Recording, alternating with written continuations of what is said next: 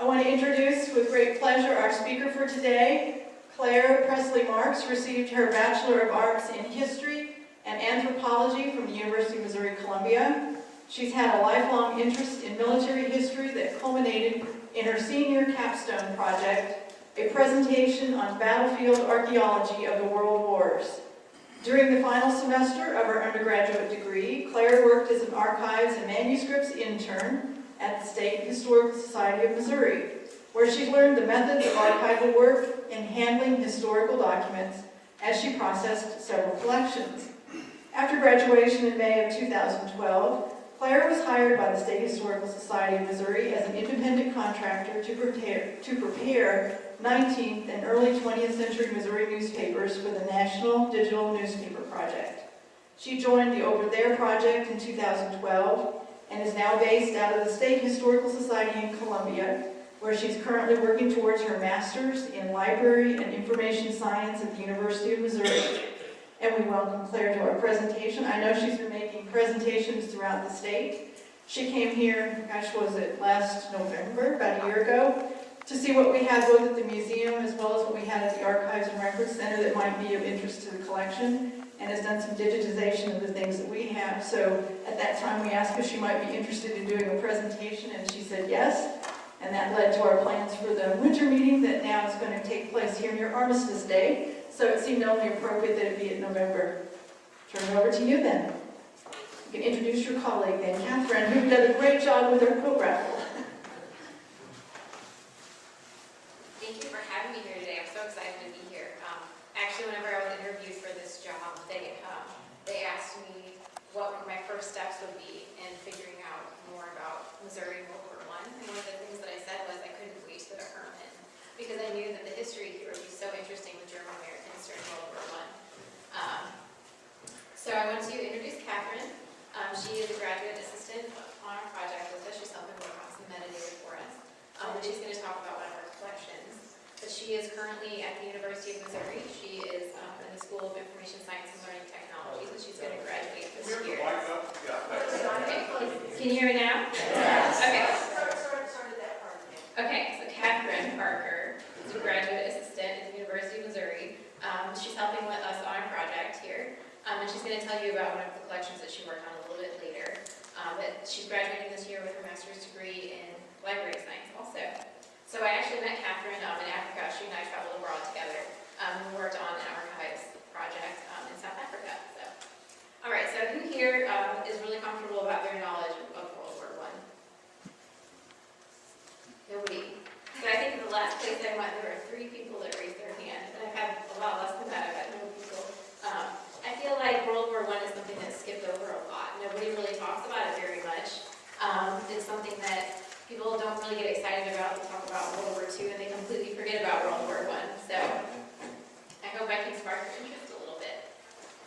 So the project that I'm working on is called Over There, Missouri in the Great War. It's a statewide collaborative digitization initiative to document the role of Missourians, both at home and abroad during World War I.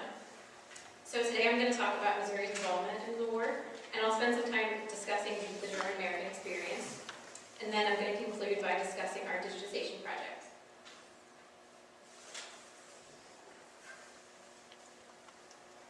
So I always start my presentations with a little overview of World War I, since nobody seems to remember much about it from school.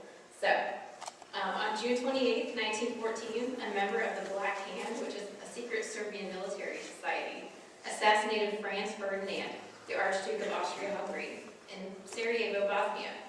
The assassination was orchestrated to aid the separation of Austria-Hungary's southern provinces from the empire and combined with other Slavic nations. And this is where the Yugoslavia came from.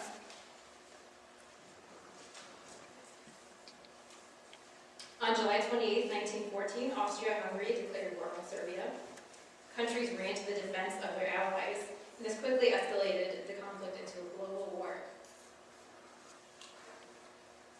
So this is normally a little video I play. It's not working for me, so I'm just going to read off to you kind of what the video says. The month of August in 1914, the rest of the world erupted in war. So the first day of August, we have Germany declaring war on Russia, Germany and Turkey signing an alliance, France mobilizing to support Russia, and then the next day, Germany invades Luxembourg. The day day after that, Germany declares war on France. And then on the 4th of August, we have Germany declaring war on Belgium and Britain declaring war on Germany. And it goes on and on, everybody in Europe declaring war on each other. There's sort of a snowball effect because of all of these alliances that people had in Europe. So the war raged in Europe for almost a year. On May 7, 1915, the British ocean liner Lusitania was attacked by a German U-boat, and this killed over 100 American passengers. Months later, after a lot of outrage regarding the sinking of Lusitania, Kaiser Wilhelm suspended unrestricted submarine warfare in an attempt to keep the U.S. out of war. This offered Germany a temporary solution, but within the year they resumed their submarine attacks in order to keep Great Britain in a crippled state with limited U.S. aid. In a speech made on February 3, 1917, President Wilson cited the sinking of Lusitania as one of the reasons that the U.S. was severing their diplomatic relations with Germany. In February of 1917, the German Foreign Minister, Arthur Zimmermann, transmitted a message intended to reach the German minister to Mexico, but the message was immediately intercepted by British intelligence and deciphered. In an attempt to keep the U.S. occupied on their own continent, the Zimmermann telegram asked Mexico to join the war as an ally of Germany against the United States. Upon the victory, Zimmermann promised territory lost by Mexico to the United States would be returned. So on March 1st, 1917, the press released information regarding the intercepted transmission. The American public shifted towards supporting the war at this point, and the document that was intended to keep the United States out of Europe ended up being a catalyst for U.S. involvement in World War I. And then on April 6, 1917, the United States Congress finally declared war on Germany. So World War I is arguably one of the most influential events of the 20th century. It lasted until November 11th of 1918, and the war engaged the world's major economic powers and was one of the deadliest conflicts in history. It paved the way for major political changes. An estimated 9 million combatants and 7 million civilians died as a result of this war. And our state played its own unique role.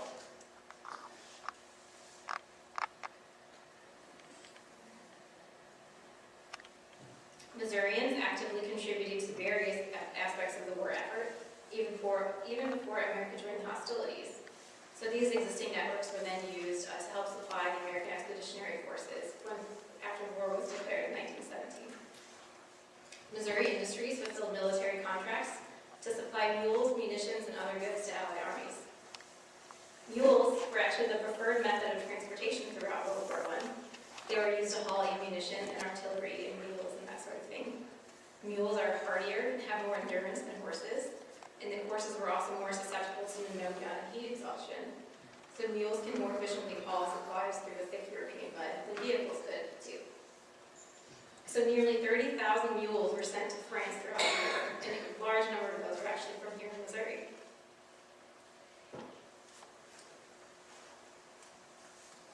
Another prominent Missouri industry was diesel engine production. The Anheuser-Busch Company in St. Louis had invested heavily in diesel engines at the turn of the century, putting them to use in the Anheuser-Busch plant.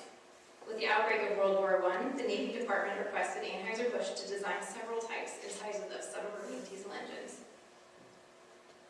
So this was an assignment that no other firm was qualified for or able to undertake because the Busch family obtained the patents and the inventor, Dr. Rudolf Diesel, as an employee.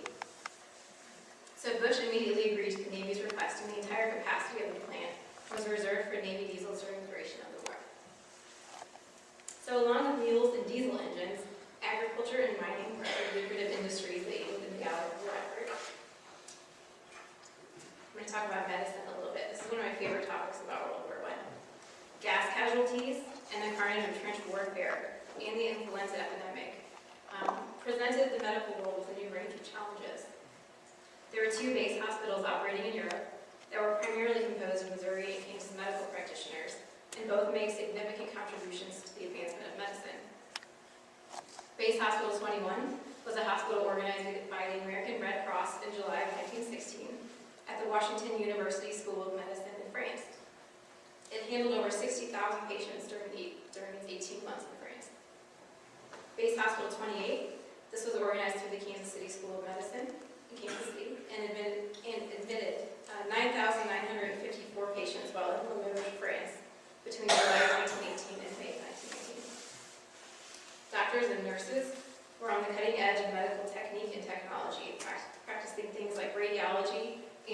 anesthesiology, bacteriology, neurosurgery, and plastic surgery, many for the first time.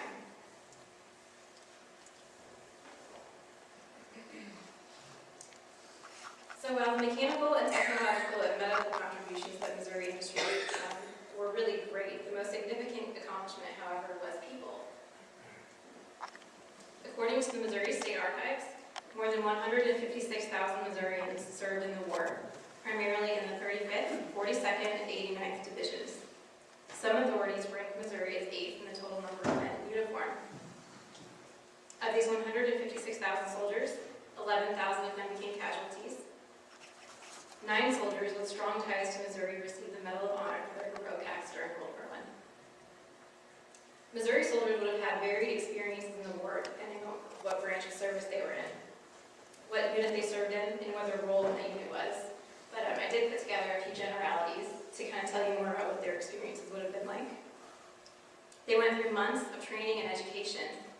Missourians were sent to Camp Doniphan in Oklahoma, or Camp Funston in Kansas, or the Great Lakes Training Base in Illinois, if they were in the Navy. For many soldiers, this was actually a really good opportunity. They could have gone into specialized units, where they would have even more education. And while they were there, they got physically fit, and they were fed really well. They received inoculations and excellent medical care. So some of the soldier accounts that I've read have actually talked about how, while they were in training, it was the healthiest they'd ever been before. And some soldiers even had the opportunity to study abroad at French universities while they were overseas. Another thing that soldiers experienced was disillusionment. This generation had a predominantly positive attitude about participating in the war. There was a lot of innate patriotism.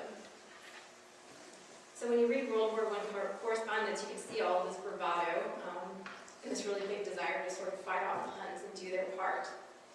But shortly after they get over there, it's so much more horrible than they had ever thought that it would be. So they have this crushing disappointment, and it's really heartbreaking. Soldiers also faced chemical warfare. Chemical weapons were used in World War I to demoralize, injure, and incapacitate soldiers in trenches. It didn't ever really kill people too often. The United States was a leading manufacturer of chemical weapons during the war. By the end of the war, 124,000 tons of chemical weapons had inflicted an estimated 1.3 million casualties. There were several different varieties of gas used during the war, including tear gas, mustard gas, phosgene, and chlorine. It was deployed by partially burying gas canisters and then relying on the wind to blow it towards the enemy, so very inexact.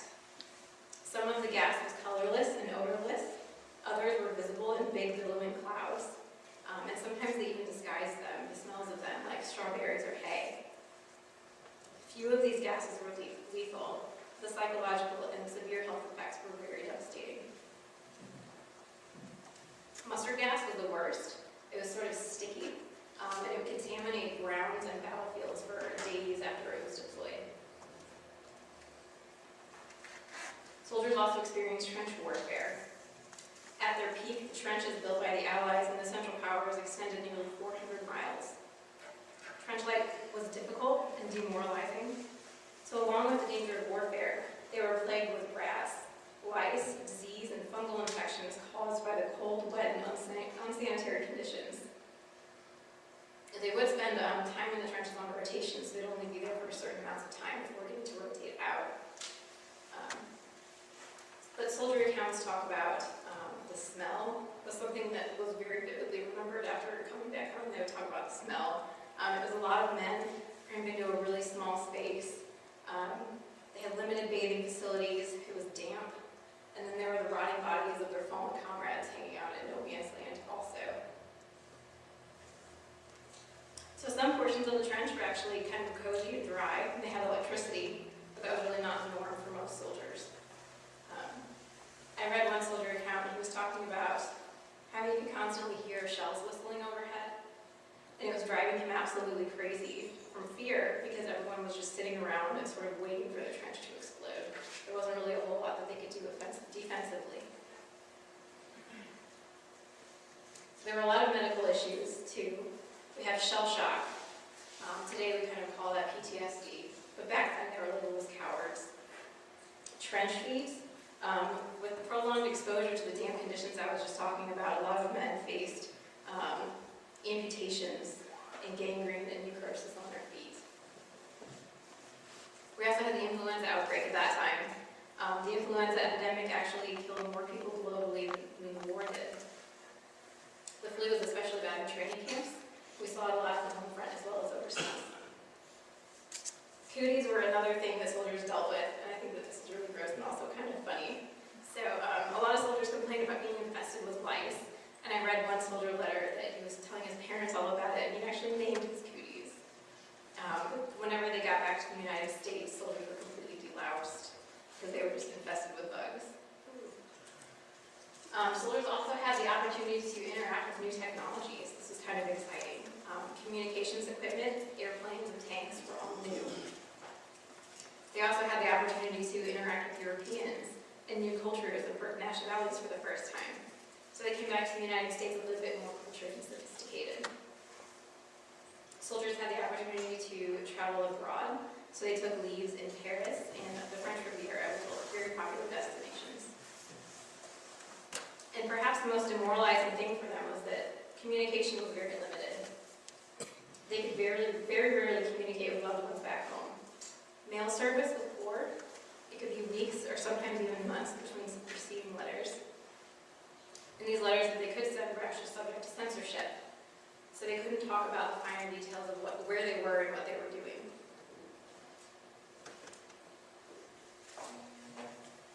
There are several prominent Missourians who took part in World War I. We like to brag about them. We have John J. Pershing. He was the leader of the American Expeditionary Forces. Pershing received the highest level of military ranking possible, the General of the Army. And the only other person to ever receive this rank was George Washington. Future President Harry S. Truman, whose experiences as a battery commander during World War I helped to develop his leadership qualities and foster political connections later in life.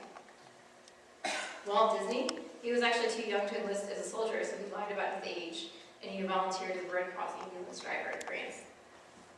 The last surviving U.S. veteran of the war, Frank Buckles, was a Missouri native.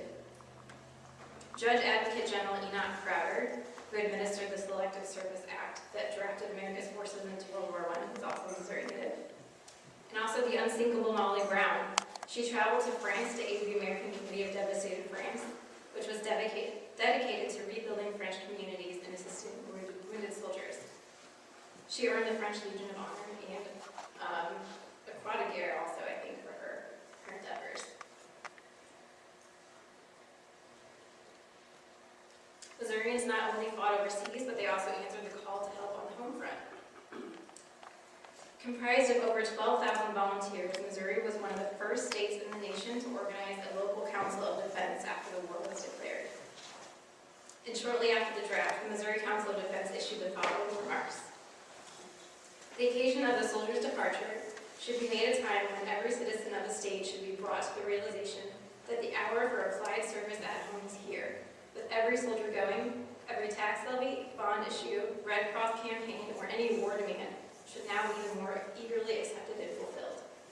And they did enthusiastically volunteer for civilian support organizations. So we see the Missourians in organizations such as the 4 Minutemen, going to Liberty Loan rallies, the Red Cross, Salvation Army, and YMCA, lots more.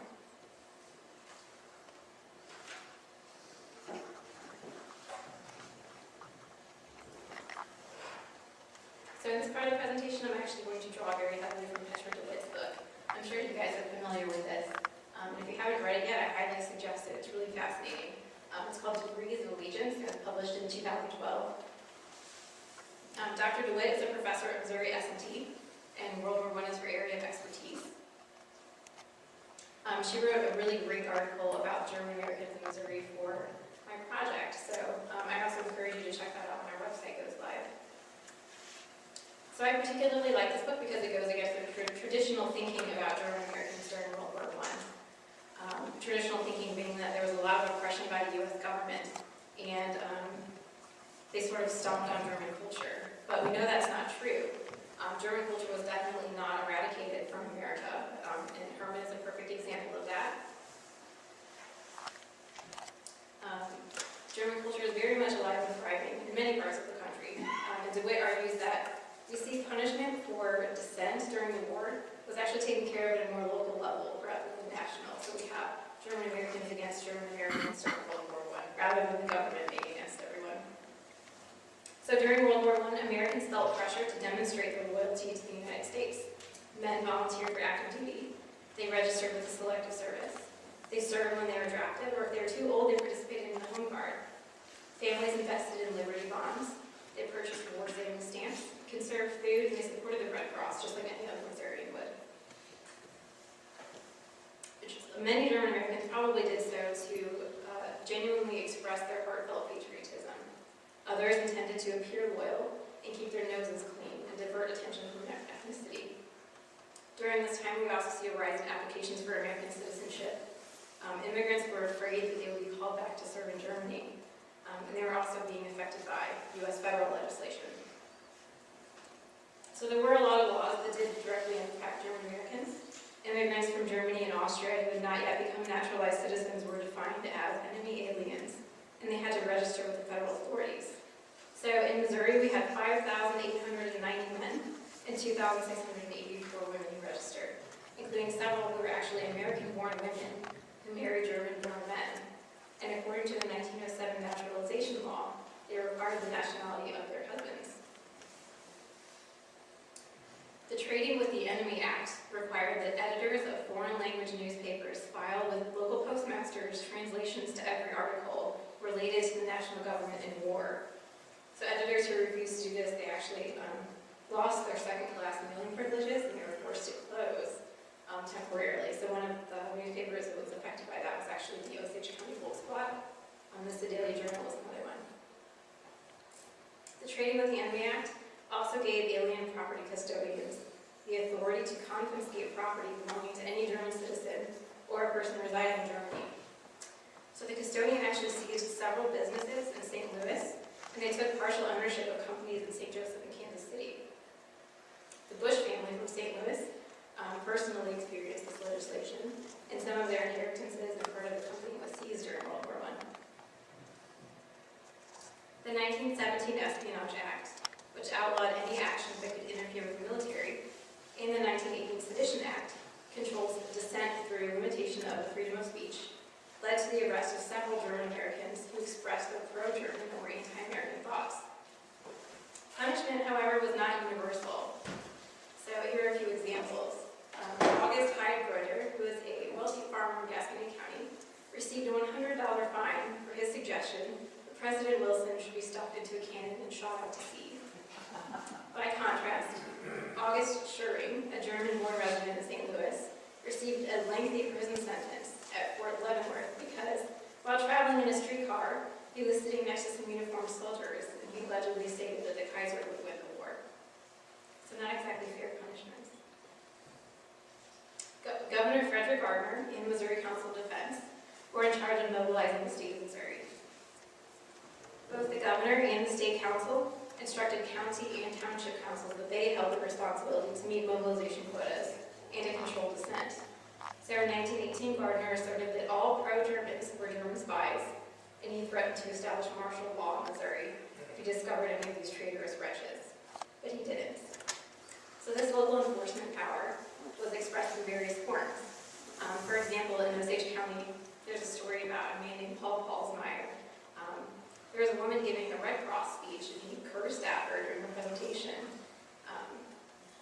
The Missouri Council of Defense reported him to the National Council, but the National Council didn't do anything about it. So people in the town took it into their own hands.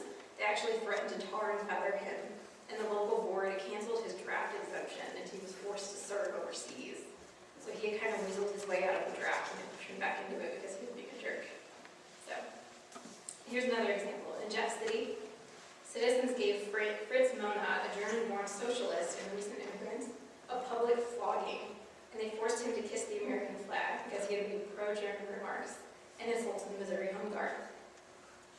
So this was cited as a prime example of sort of witch hunting during World War I, and we see that a lot in scholarship, persecuting German supporters. But DeWitt dug a lot further into this particular situation, and she found out that this gentleman's association with militant labor unions had threatened to destabilize the city's labor relations. flamboyant socialist, and socialism was sort of a sore subject of the county at the time. So the flogging probably had as much to do with that as it did to his pro-German remarks. So pressures through national legislation, state organizations, and local institutions created suspicions of all things German during World War I. And this led in some cases to super patriotic activity. DeWitt argues that the U.S. government was not creating anti-German hysteria, but it was more Germans persecuting fellow Germans. In Gascade County, for example, she says intensely and aggressively patriotic German Americans who were fearful for their county's reputation coerced fellow German speakers to more enthusiastically support the war by increasing their purchase of Liberty bonds and keeping any critical thoughts to themselves. Neighbors would literally go through each other's trash to snitch on each other if they weren't conserving enough food. They didn't want the government stepping into their local situations. Central Missouri German Americans also supported the renaming of a small town. You've probably heard about this. The town of Pershing, Missouri used to be called Potsdam, which was a German name. Several communities also attempted to outlaw the use of the German language. Cass and Lynn County Councils of Defense banned the use of German on the telephone. The Franklin County Council of Defense said that conversing in German in public would be unwise and unpatriotic. The St. Louis Republic agitated for an end to the German language press and initiated a citywide campaign to change street names from offensive-sounding German to acceptable American names. These local demands actually did have a statewide impact because the State Council of Defense reacted. And in 1918, by announcing a resolution that strongly encouraged all Missourians to speak English. And we also have a lot of street names in Pershing now, I've noticed. Does anybody have any questions about German Americans during World War I? I'm going to switch gears now. I'm going to talk a little bit about our project. So over there in Missouri, the Great War was created in 2012. That's okay. It's a statewide collaborative digitization project. The end result will be an interactive educational website launching in May of 2015. The project is funded by a Library Services and Technology Act Digital Imaging Grant through the Institute of Museum and Library Services. It is coordinated by the Missouri State Library. We have 4 project staff members located throughout the state at our partnering institutions. I'm a representative from the State Historical Society. We also have people at the National World War Museum, the Springfield Greene County Library, and the Missouri History Museum.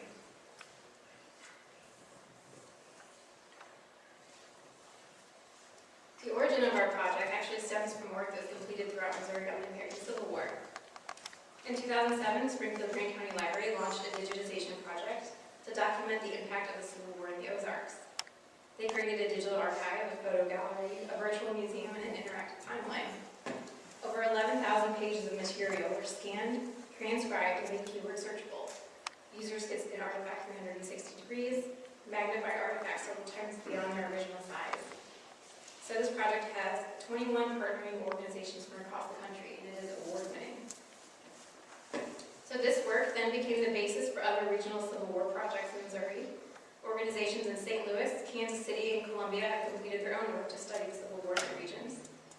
And as work on the Civil War came to a conclusion, these organizations started to discuss combining statewide resources to develop one single digital collection consisting of documents, photographs, artifacts, and other media in preparation for the centennial remembrance of World War I.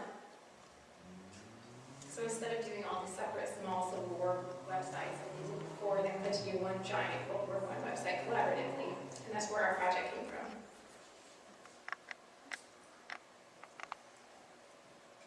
So over the course of 3 years, over there project staff will have selected and digitized 112 collections.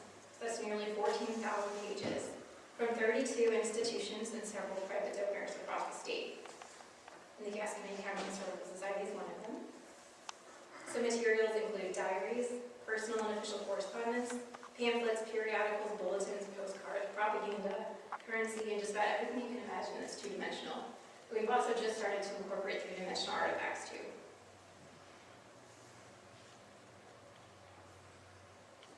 We established partnership agreements with multiple institutions across the state, and we are always working to locate new and contributing institutions.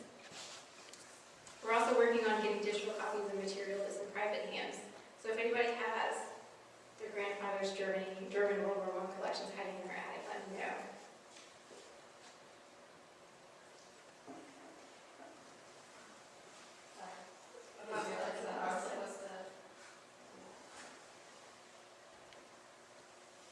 So here's a list of collections that we digitized in 2013 and 2014 grant round. We choose these collections based on our project scope. It's really broad, actually. It includes Missouri efforts both on the home front and overseas. So some of the things that we focus on are the experiences of Missouri troops in combat and support roles, the application of new technology to warfare, such as chemical warfare, aeronautics, submarines, and armored vehicles, civilian support efforts, such as the YMCA, Salvation Army, and Red Cross, medical advancements, and propaganda. And here's a list of collections we will complete digitizing in 2015. We digitize in the highest standards, ensuring long-lasting files, and every item is transcribed and cataloged by project staff with very careful quality control.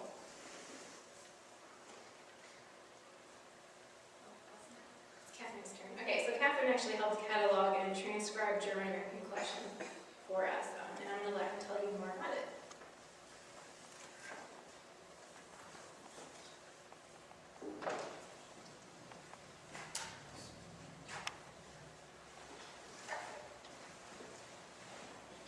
Okay.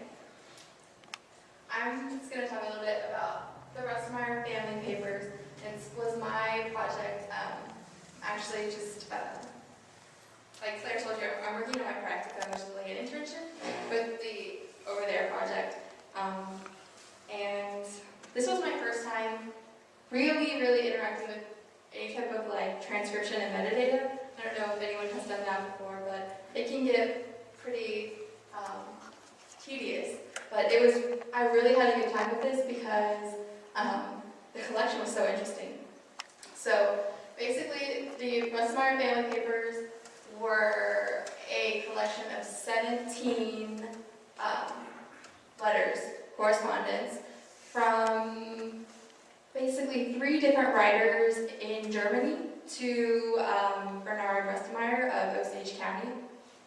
And just a little bit of history that I've gotten from reading these. Bernard moved from Germany to the U.S. the early, probably 1900s. Definitely at least 20 years before World War I happened. And but all the letters taking place are all from members of his family, I believe they're cousins or friends of his family, neighbors in Germany who are still living in Germany post World War I. So the letters take place starting in 1924, and the final letter that I read was in 1927. And they were incredibly interesting. So I'm just going to tell you the names of some of the readers that or writers of these letters, but I'm going to butcher the names a little bit because they're German. The first one is Heinrich Altekoester and August Stockerbrand, and last one was Henry, who doesn't have a last name, just Henry and family. He signed his letter. And then these were all to Bernard Rustmeyer. So some of the things that I encountered in these letters were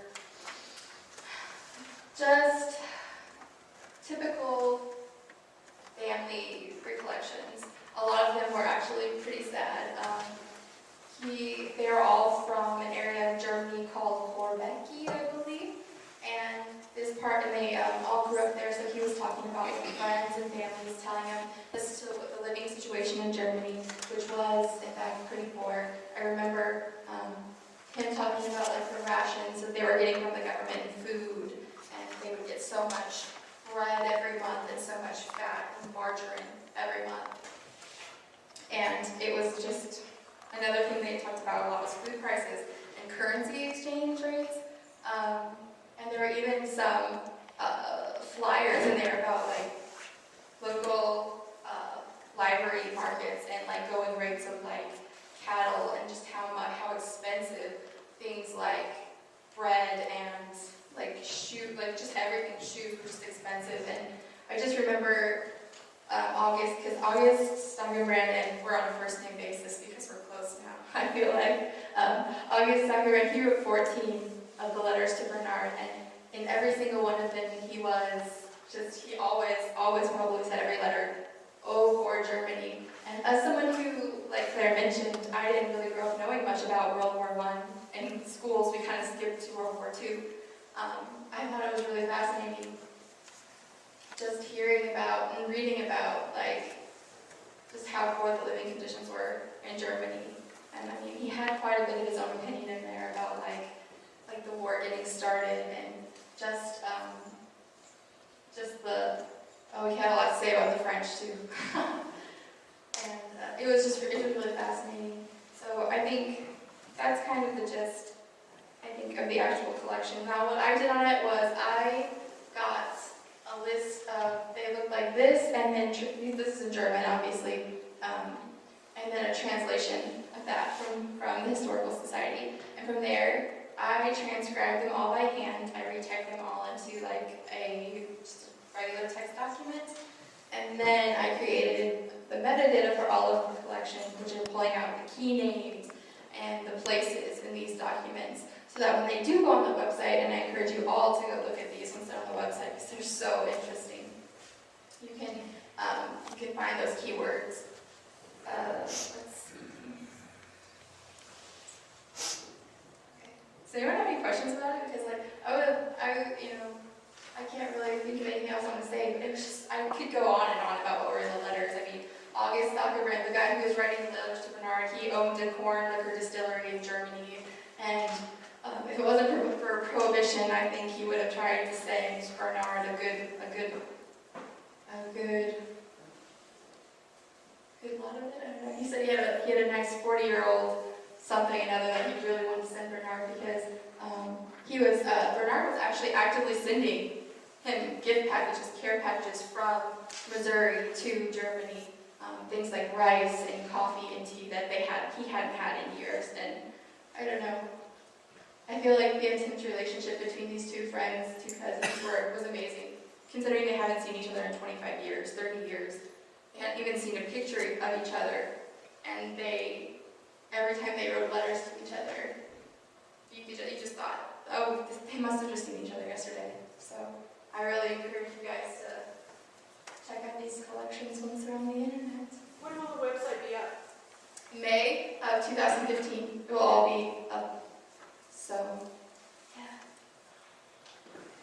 Oh, in the metadata that you have pulled out, besides the names, do you also pull out dates and names of towns, or what else can you search on?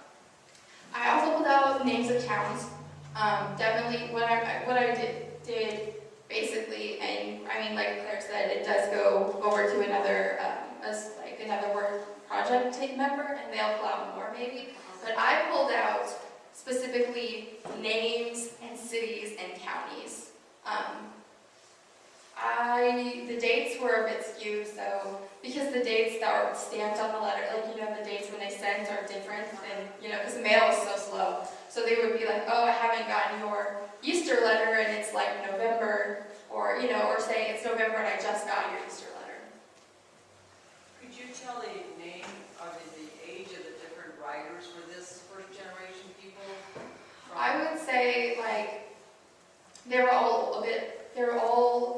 this was post-World War, and August, at least, was talking to Bernard about having served in World War I, and he had grown-up children. He talked about his children being 18 and 20 years old, and having his wife. So I would imagine he would probably be in his late 40s, early 50s, early to late 50s. Old as 70. 80. I don't know. The thing is, like, it's hard to know. Like, I'm gonna probably do some more outside research to find out more about August, who's writing these letters, because it was really sad, because only the course of 4 years, from 1924 to 1927, his health was deteriorating. He talked about, like, how poor, apologized for how poor his handwriting was, because he couldn't see anymore. His eyes were going bad. And he talked about going to, like, a health, like, area in Germany because he was having problems with like gout. Yeah.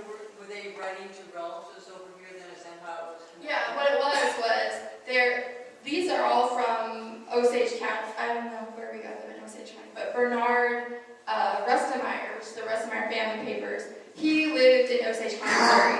And these are all just one-sided collection letters that he had kept from cousins, I believe.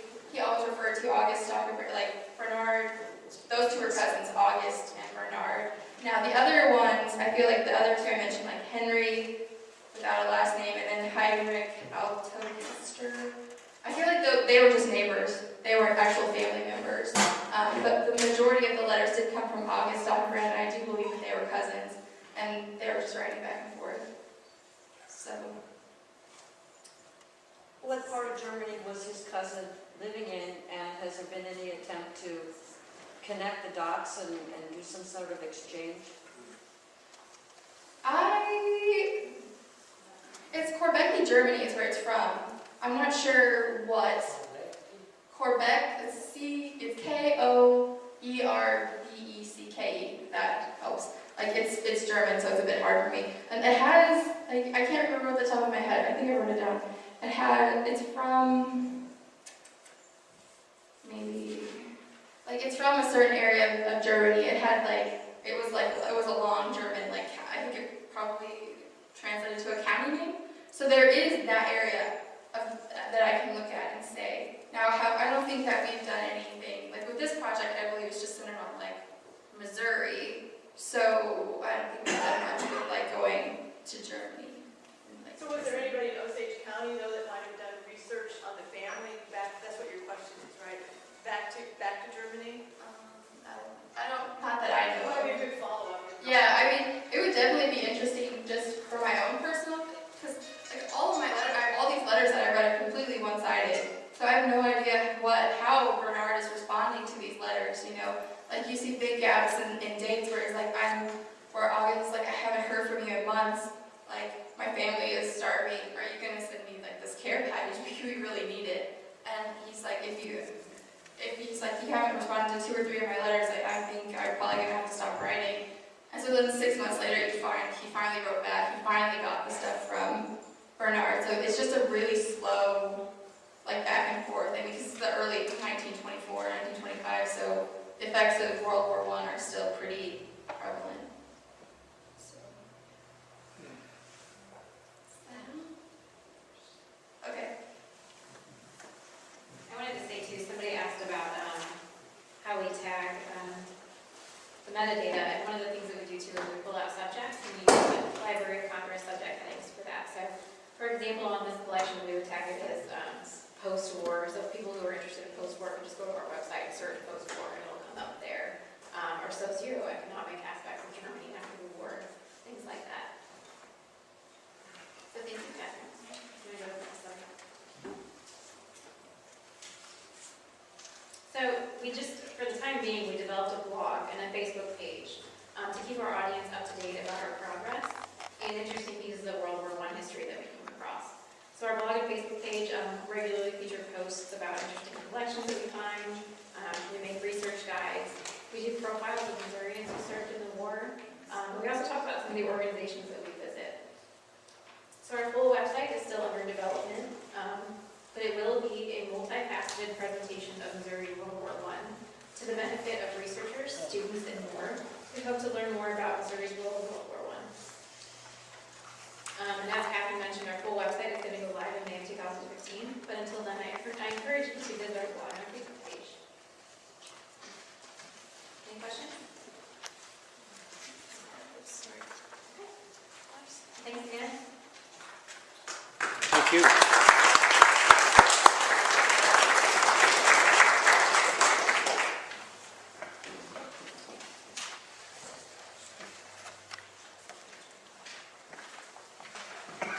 Thank you, Claire. I always find it interesting, of course, at Deutschland, we do get questions about the Germans in World War I.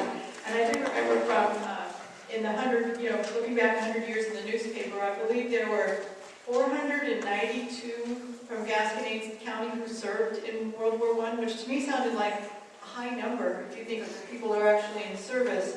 And the numbers who had given the ultimate sacrifice, there was at least 1 or 2 deaths, and others that had received, awards for their various service. So it's always interesting when I see that in the paper and it describes the level of participation. I had the privilege of going to Petra's presentation that she did at the State Historical Society, and it was most interesting to hear how in order to prove their patriotism, how many people were very exuberantly buying bonds, displaying the flag, and doing things to demonstrate that, in fact, they were supportive of the war effort, and having previously been encouraging the country to remain neutral. But once in the war, the German Americans were very committed to supporting the United States. So it's an interesting time.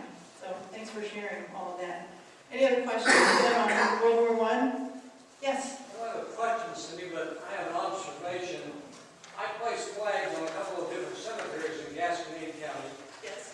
on Memorial Day, and on 2 of my cemeteries are 2 separate graves, died in service to their country at Camp Funston, which was part of the presentation.